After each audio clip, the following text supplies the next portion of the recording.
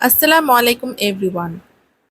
Welcome back to my channel Cooking by Tayyiba's Mom.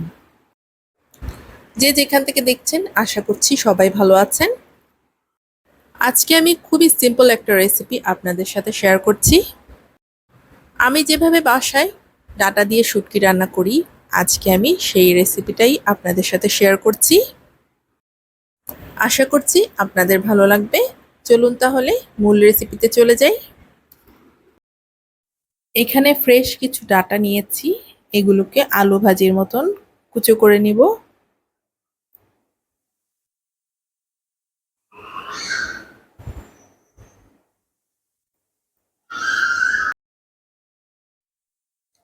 এবার ভালো মতো তেলটা গরম হলে দিয়ে দিচ্ছি পেঁয়াজ কুচি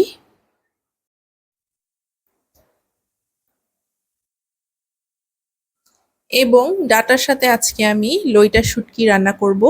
এই লইটা শুটকিকে আমি ভালো মতো আধা ঘন্টা আগে গরম পানি দিয়ে ভিজিয়ে রেখেছি, এরপরে ভালো মতো ওয়াশ করে নিয়েছি।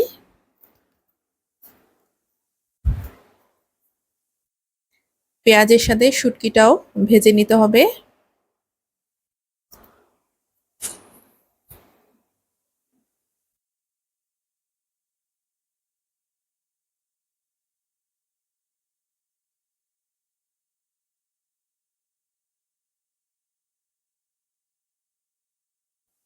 সামান্য ভেজে এবার মশলা দিয়ে দিচ্ছি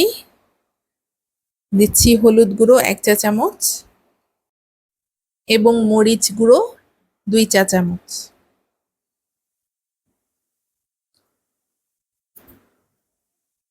দিচ্ছি 1 চা চামচ ধনে এবং জিরের গুঁড়ো।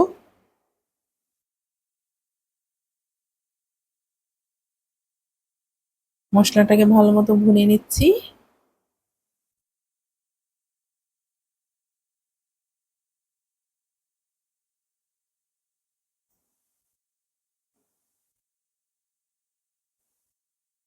পানি দিয়ে একটু ভুনা করে নিতে হবে। দিচ্ছি পরিমাণ মতো লবণ।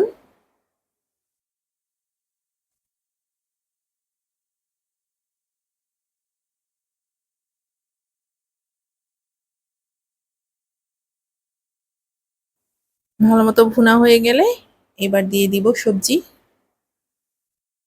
এখানে আমি দিচ্ছি আলু এবং ডাটা। আলুকে আমি পাতলা করে কেটে নিয়েছি এবং ডাটাটাও সেম ডিজাইন করে কেটে নিয়েছি।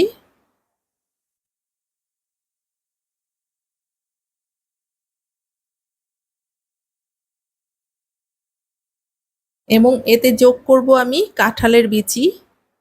এই কাঁঠালের বিচিটা দিলে কিন্তু ডাটার স্বাদটা অনেক গুণেই বেড়ে যাবে।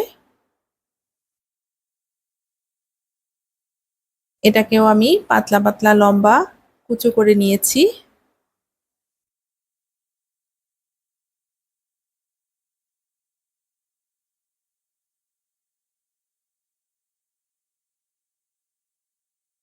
দিচ্ছি বেশ কিছু রসুন আস্ত কোয়া।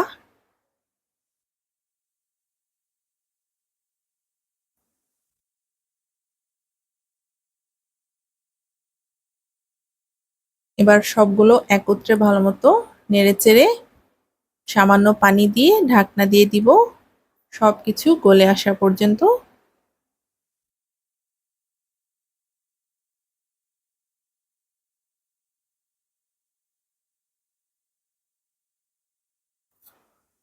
বেশ কিছুক্ষণ রান্না করার পরে আমি অফ ক্যামেরায় 2 থেকে 3 বার নেড়ে দিয়েছিলাম।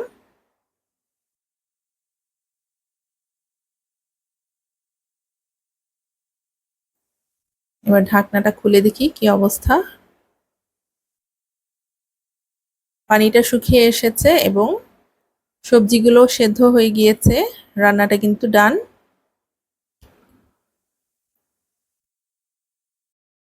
আমি কিন্তু অফ ক্যামেরায় একটি বোম্বাই মরিচ আস্ত দিয়ে দিয়েছিলাম সবজির উপরে।